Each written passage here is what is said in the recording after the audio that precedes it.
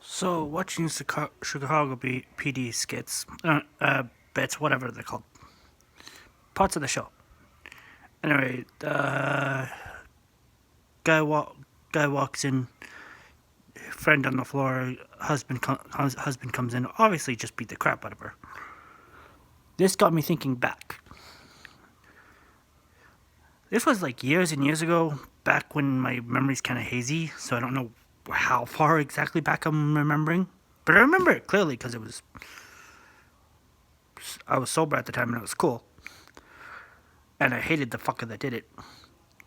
Okay, chick I used to know, chick was like 4 foot nothing. Like, I think I mentioned her in another video. But me and her were cool. She was dating this dude for like a couple months. As far as on the surface, seems this is why so many chick beaters get away with it. On the surface, it seemed cool. When they were out, he was nice. They were sweet together.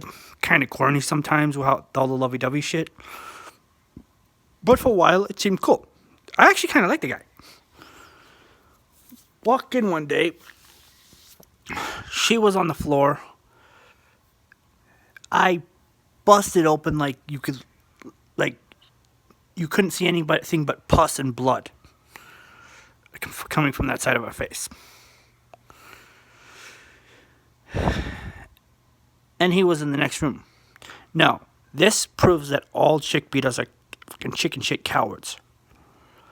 Guy outweighed me by at least 100 pounds. Like, he outweighed her by like 2, but I walk in the room after getting her to the door. He stands up. He's like, "What that bitch tell you now?" I, as calmly as possible, say, "Nothing. She's leaving." He grabbed my shoulder. I headbutt him. He falls back. He stands up and walks out. Guy that outweighed me by over 100 pounds that just beat the shit out of a chick he knows I was cool with. I take one shot at him, he backs down. Now, to be fair, looking out the window, he might have saw my buddy out there that was like 6 foot pure blood native dude that liked to fight.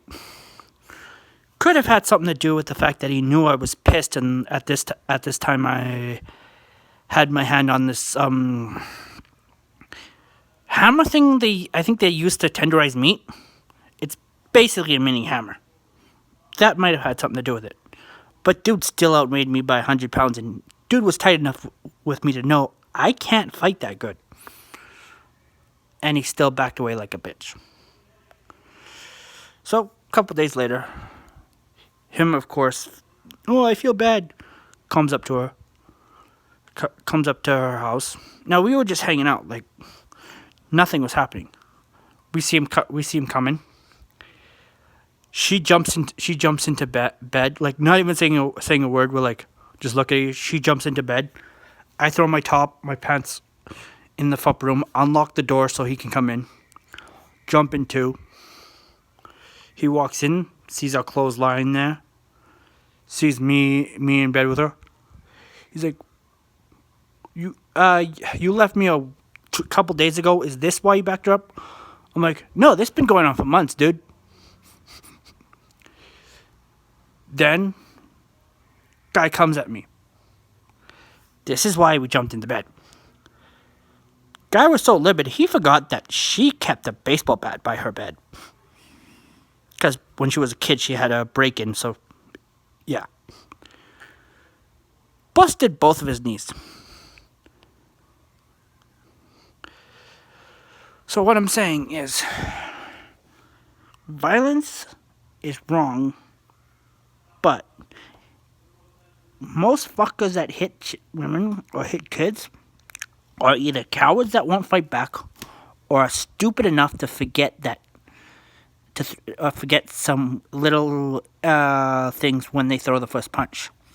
So if you let them throw the first punch, then whatever you do to them next, even the cop that came in said, is complete self-defense. Now, did I know he was going to come at me? Probably. But, dude came at me. Dude outweighed me by 100 pounds.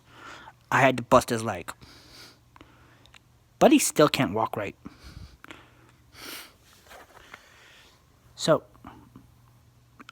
all the chicks married to chick beaters out there, if you don't know a guy to protect that will defend you, or if you don't know a chick that's badass enough that will protect you, when he goes to work, take some taekwondo classes, take some self-defense classes, buy a bat. The next time he comes at you, go off.